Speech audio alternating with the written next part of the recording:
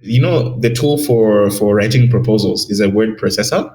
The tool for expansion is an aeroplane.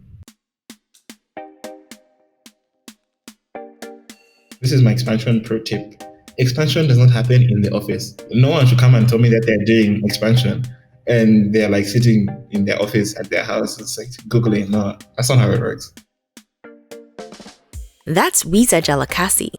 He's Vice President of Global Developer Relations at Chippercash, a fintech that offers instant mobile money transfers across African countries. But before Chippercash, he was a very successful international expansion lead at Africa's Talking, AT. My team and I, a team of 3 and then eventually 4 people. I think we did like 10, 11 plus incorporations and setups all over the continent in the space of a year. Developers across Africa use AT's API platform to build apps that integrate SMS, USSD, voice, and other mobile technologies. Wiza is one of our experts as we explore the topic of what fintechs should keep an eye out for as they expand internationally. Hi, I'm Mohini Ufeli, and this is the Decode Fintech podcast brought to you by Paystack. The Decode Fintech podcast is where the people building Africa's financial infrastructure share what they're seeing on the front lines. In each episode, an operator shares insights on how they're handling everything from product development to marketing in some of the world's fastest changing business environments. Today's episode is all about international expansion. And one thing I've learned is that you don't know what you don't know. I'm not an expert, but today's guests are, and they are the superpower of this episode. Our conversations were kind of like having a sit down with your wise older cousin who just came back for Christmas with all the tales after traveling the world. We talked about which countries are easy to get set up in and which ones will give you a headache, how to avoid losing hundreds of thousands of dollars as you kick off your incorporation process, and the importance of relationships as you expand. To kick off, we started at the very beginning. Why should businesses expand, and what should they be thinking as they do? The reasons vary. Widening their customer base, growing their revenue, increasing their market share. For some, it's simply in their best interest to launch to a spread of new locations. If you're selling these mobile services to companies that want the biggest footprint, you need to have the biggest footprint. And if your customer needs you to be in Gabon, you need to be in Gabon, and then opening Gabon makes your core product better.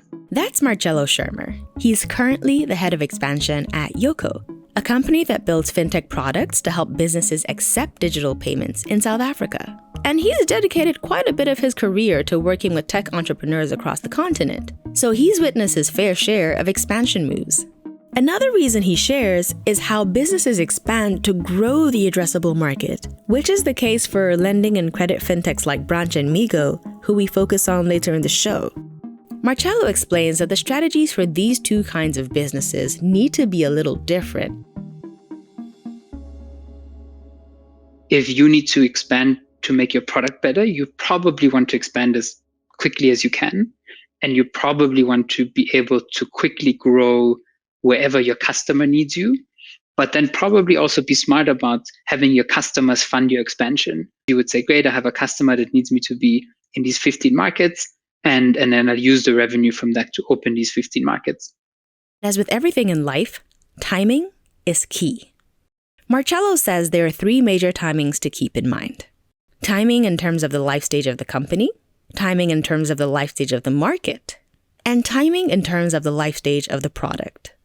Within those timings, you come across questions like, how well have you achieved product market fit? Is your team ready to handle the stress of a whole new country? Are you all able to adapt to the local culture? And one more. What would happen if your CEO had to spend a month outside of your home market trying to figure out a new market? Would the company still be able to run without a problem or not? And if the answer is no, then you're probably too early to expand.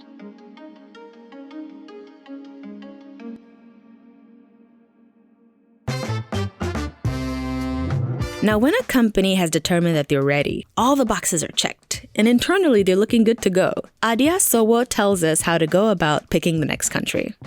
I think look for similarities. You can't just decide to go and do business in Antarctica. Where are you actually going to start? Like where? You don't even have the clothes to function properly in a place like that. So clothing is an important part of that next country checklist. Got it. At the time of this interview, Adia was the VP of Growth at Migo, a cloud-based platform that offers credit as a service to large businesses and offers loans to individuals. Migo started off in Nigeria. And can you guess what country they went to next? Brazil! So I had to ask Adia.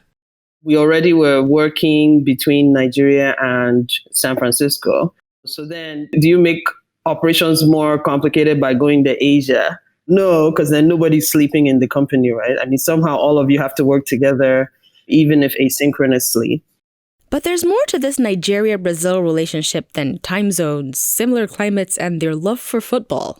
Were there options in Africa? Of course. But, sometimes you kind of look at the competitive environment and think through to which countries require the least amount of internal adjustment. And in this case, Brazil and Nigeria are almost twinning with this credit problem, right? They have almost the same number of adults that lack access to credit. Their GDP is a little bit higher, but it also has a pretty massive informal economy. It also lacks the penetration from the formal credit networks. The conditions that at least allowed Migo to successfully launch in Nigeria were available in Brazil at a similar, quantum. And it's really that logical. When it comes to picking a next country, it's less a case of proximity and more a case of market, economic, and cultural similarities. A case of making sure that the drivers of the business exist in this new country. To take a deeper look at what it means to thoroughly prioritize the business drivers, we spoke to Maria Rotilu, who was general manager at Branch when we caught up. Branch is a fintech that determines credit worthiness using mobile phone data and then disburses loans to individuals based on that data. Branch's expansion is strongly tied to their company mission, to give world-class financial services to the mobile generation. And you can draw a clear line from that mission to how they think about the countries that they're in. I think one thing that was very appealing for Nigeria was just obviously the adult population. There's this conversation that population is not a determiner of markets, but for a product like Branch, to an extent it is, because we are giving loans of different sizes. So that kind of increases the target addressable market size. We also thought about things like the KYC infrastructure. Know Your Customer, aka KYC guidelines, exist to reduce the likelihood that some Yahoo boy in a business center can jack your accounts and make off with money in your name. In Nigeria, the central bank implemented the Bank Verification Number, aka BVN, as a measure to limit such fraudulent transactions. It's one of the strongest KYC details a customer can provide. There are markets where you can't exactly identify who someone says they are. And the BVN obviously was a very huge determiner in this factor. We also thought about things like the payments infrastructure. We start with loans in most of our markets. If we cannot disburse those loans easily and we cannot receive repayments for them, then it's pointless. We also look at a few things like the credit bureau strength. What do the default rates look like in that market? What's pretty much the appetite for digital financial services in that market? So Nigeria went green on all, on most counts. And that's what it looks like when you've prioritized the drivers that matter most to you and done all your due diligence on what's available in your potential new country. In that process, you might realize that the commercial realities are so different from your home country that it ends up affecting even who you hire. Maybe in Nigeria, you needed 2 engineers and a customer success associate, and then you want to go to Togo and you realize that you need perhaps 2 accountants. Having experienced that firsthand, Wiza explains that it can feel counterintuitive because you think expansion is copy-pasting my model and copy-pasting my operational structure from here to this country. But because of the regulatory environment and the nuances around customer behavior in each country, you might need to set up a totally different looking company that does the same thing. And that brings us to this next part, which can absolutely be a headache. I'm talking about regulation. The rules vary so wildly, even for neighbors like Nigeria and Ghana. And this impacts pretty much everything. From how long it takes you to get set up, to how much you need to have in your corporate bank account, even to who your first hires are, as we mentioned. There's one practice that Branch has to help figure all this out even further. When they've narrowed down a country with serious potential, the expansion manager goes there on what they call a green light trip. The expansion manager surveys the market, meets people, makes connections, and if it all looks good, they run a small pilot to determine whether or not to go ahead and do a proper launch. So all the planning and homework is great, but remember, The tool for expansion is an aeroplane. and at some point, you just have to get up and go. Now we're going to take a quick trip around the continent with Wiza as our pilot, and he's going to show us exactly how widely regulation can differ across African countries. You look at the market like the Gambia. The Gambia is tiny, population hovering around 2 million people, but they've got 4 telcos there who are heavily competing. It's really, really incredible. And if you want to set up something in telecoms in the Gambia, you go to the regulator, the telecoms regulator, and you apply for like a license and a short code certificate. You can get it in 2 days. If you're trying to get the same thing in Nigeria, like Lagos, Center of Excellence, it took us 2.5 years in my previous firm to get the same thing that I went to the Gambia and got in 2 days. You cannot walk in, you as Mohini cannot walk into Addis Ababa today and say, I want to start a business as Mohini. You'll not be allowed. The Ethiopian law does not permit that to happen. So you must get an Ethiopian person or entity that is going to make up at least 50% of your ownership for that entity in that country. Imagine my surprise. I found that at the airport. Fun fact, the Kenyan government's 2020 ICT policy has a similar clause. Licensed companies in the ICT sector must have at least 30% substantive Kenyan ownership. But back to Ethiopia. Apart from the local shareholding, if you're going to do something in technology or telecoms, it means that you're bringing in at least $100,000 in investment in addition to the local partner. If you really want to do it alone, the Ethiopian Investment Commission will let you do it alone as a wholly owned subsidiary of a foreign entity, but it means that you're bringing at least $200,000 in investment capital upfront. And that has to be in a bank in Ethiopia before your papers are issued. Incorporating a company in South Africa is most challenging after Ethiopia for me. It takes quite a bit of energy. You require a local resident director. The company incorporation process itself is not as complicated, but opening a bank account in South Africa is the hardest thing I've ever had to do in terms of banking.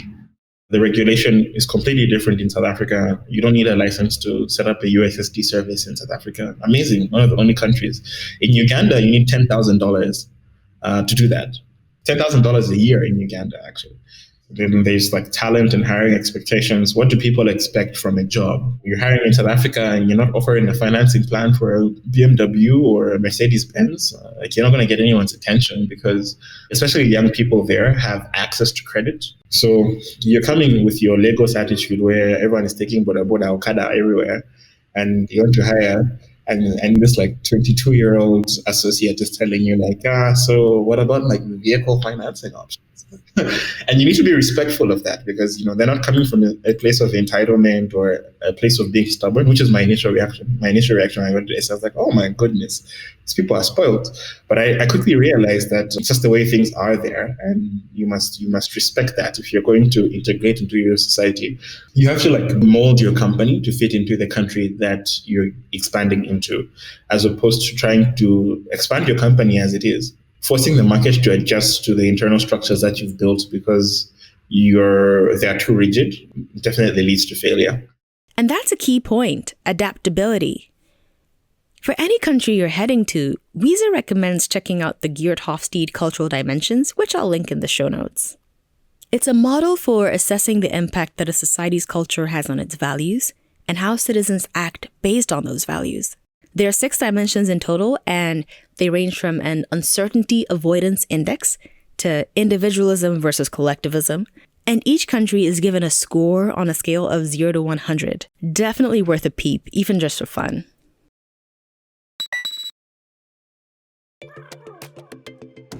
Hi, this is Toba, Media Associate at Paystack.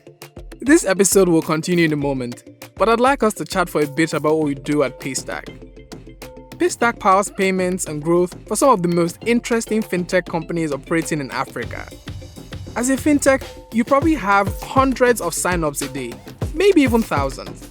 And because of KYC regulations, you need to collect customer information. But how do you know that your customers are who they say they are? How do you verify the information they've given you? With Paystack's identity verification APIs, you can verify your customer's bank account, phone number, and BVN. To learn more about Paystack's identity verification service, visit paystack.com/verify. Once again, that's paystack.com/verify. Now let's head back to the show.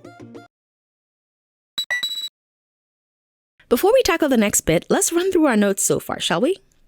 First, getting expansion right is about getting timing right. Timing of company, market, product. Once that's set and you're on the hunt for country number X, keep an eye out for business drivers, cultural and economic similarities, and definitely watch out for regulation. All of this homework can and should totally take place way in advance of any actual moves. Alrighty, the next item is not sexy at all, but the way you handle it can make a huge difference in your company's finances. One of the first steps that goes into expansion is incorporating a new entity. Incorporation. It's got implications for how much you pay in taxes, the kind of access you have to capital, local director requirements, etc. I wish I had known the actual implications of our operational structures at the time. Wiza says this part is boring, but once he said the cost implications could come in at hundreds of thousands of dollars, I was tuned in. So here's what happened. In our case, we had like a holding company for the group. That holding company then held another holding company that we used for operating companies. And then that company was the one that we would use to incorporate these various subsidiaries across the continent. Applying such a structure is helpful for centralizing investments. So if you're raising funds, all the funds could be received in the parent holding company, which owns all the operating companies that are set up across the different countries. It's neat and tidy. Another reason is for tax efficiency purposes. Wiza explains that with this structure, you could then set up a corporation in a country like Mauritius that signed double tax avoidance agreements with 46 states worldwide, about 18 from Africa, and that could save you from paying extra in taxes. You do want to be wary of how you do this because some investors might read this as a sign that you're trying to evade taxes, and that could negatively impact your ability to raise funds. It also has an implication for like your investment. So say, for example, you're a Pan-African company and your headquarters and your holding companies in Nigeria. And then you want to raise dollar investment from the US. With the Nigerian Naira perpetually in free fall, it presents very interesting challenges for your investors to send money to that country. So you might want to set up like a Delaware C Corp. What does a Delaware C Corp have to do with access to international investments? Fun fact, if you're a startup incorporated outside the United States and you're trying to get into Y Combinator, the famous American startup accelerator, you must have a US entity registered. And chances are a majority of these international startups that get into YC are incorporated in Delaware. Paystack is one example. So why Delaware? For one, Delaware doesn't impose any citizenship or residency requirements on the owners of C Corps, and you can incorporate remotely, so it's convenient for founders. On the investor side, investors feel more confident dealing with a state that has clearly established corporate law practices, in case anything goes wrong, as opposed to however the local law might be set up in a country that's foreign to them. So interacting with the Delaware C Corp eases the amount of legal due diligence that investors have to do. They can exit with confidence when the time comes. There's a host of other benefits, and it can be a little tricky but really valuable. And, this is a lesson that I have learned the hard way, to the tune of several $100,000. Clearly, it's important to get all this right from the beginning because it'll only get more complex as a company scales. If it all sounds like a lot, you might consider looking up Stripe Atlas, Stripe's platform for launching a startup from anywhere in the world. Now that a lot of the technical stuff is out of the way, let's talk about relationships. This one's a bit controversial, but I believe it's true. I think like one of the biggest factors is like the extent to which you know people in that country. Because for technology businesses specifically, there isn't really a refined structure in many African countries for assessing you. You're usually like one of the first or second movers in that industry. So there's no basis of expertise for which you can be evaluated by the internal structures within that country. So relationships is one key part. Who do you know on the ground? How can you leverage their network? Another side to this that highlights the importance of relationships and asking the right people certain kinds of questions is that countries also have varying cultural, racial, and gender norms. And you want to navigate that with the help of as much local context as possible. For instance, take Adia's experience in Brazil while at Migo.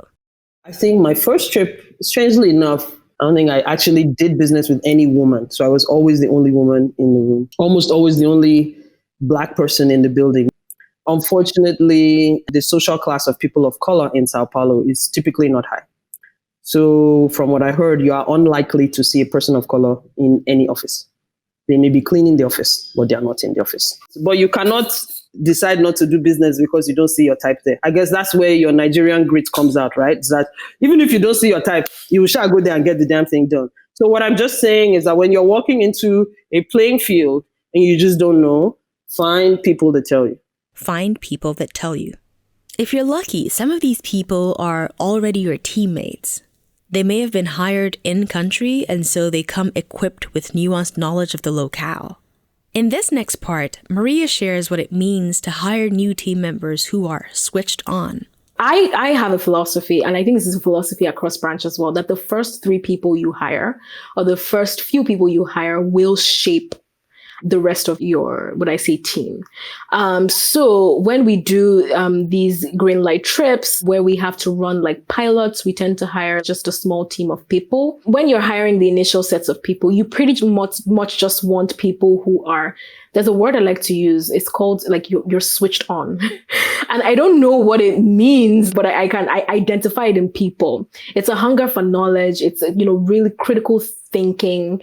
It's, someone who's like really connected to what you're trying to do. And they're very smart. They have some experience and they're very fast learners.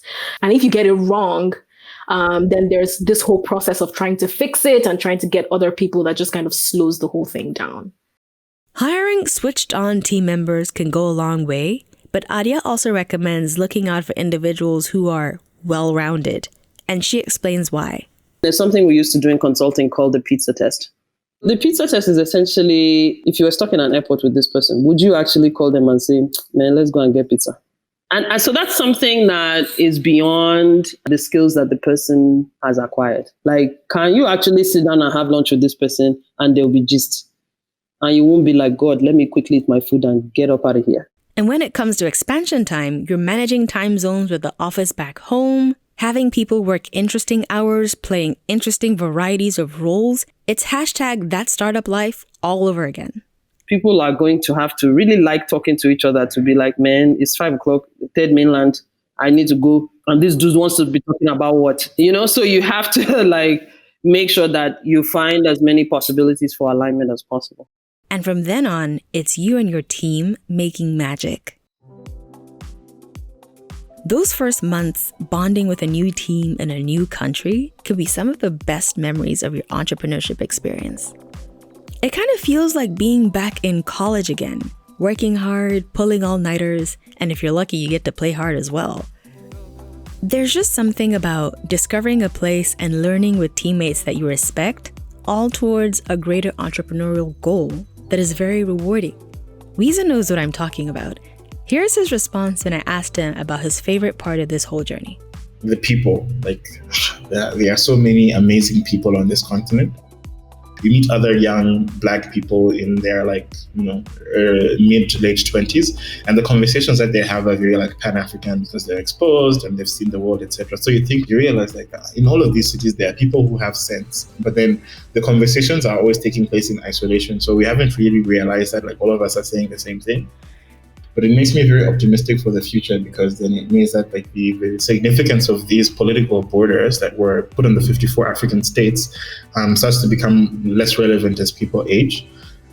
I no longer view myself like as a Malawian living in Kenya, doing business mostly in South Africa and Lagos. I'm just like, I'm an African doing business in Africa and living in Africa. Like, this is my home. And I've gotten to the point where I feel at home in many cities in many different ways.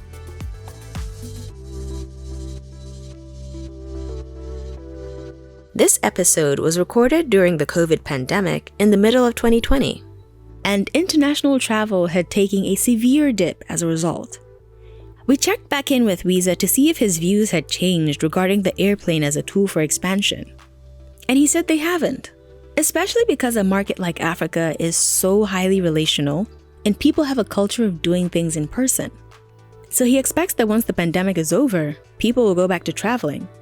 This makes sense, because at some point, international expansion requires an on-the-ground presence, especially on a continent where many cultures value physical face time. That probably won't change. But in the process of getting ready to expand, what will evolve is your understanding of your product and your market and how you contribute to the larger ecosystem, whether in Africa or outside the continent.